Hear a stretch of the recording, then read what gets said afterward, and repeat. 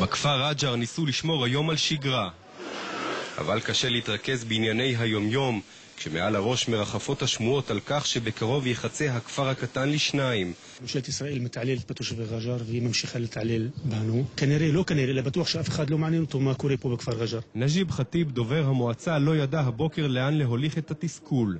אף גורם רשמי לא מדבר איתו, וגם לא טורח להכחיש את הידיעות על כך שישראל תנסה לרצות את ארצות הברית ולבנון, בדרך של העברת השליטה בחלקו הצפוני של הכפר, שנכבש בכלל מסוריה, לשליטה של יוניפיל ולבנון.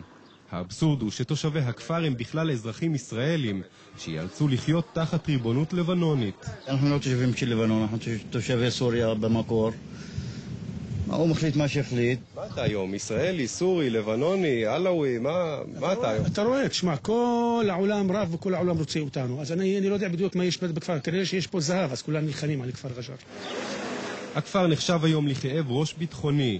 לא פעם עוברים דרכו סמים, ובעבר הסתננו דרכו אנשי חיזבאללה.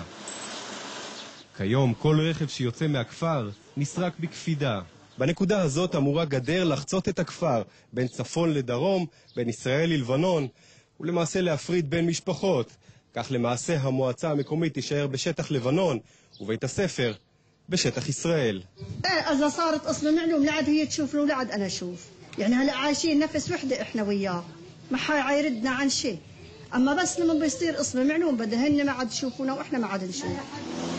כפר קטן בקצה ישראל ו1,800 תושבים שאחרי יותר מ-40 שנות שלטון ישראלי עדיין לא יודעים באיזו מדינה הם יתעוררו מחר בבוקר.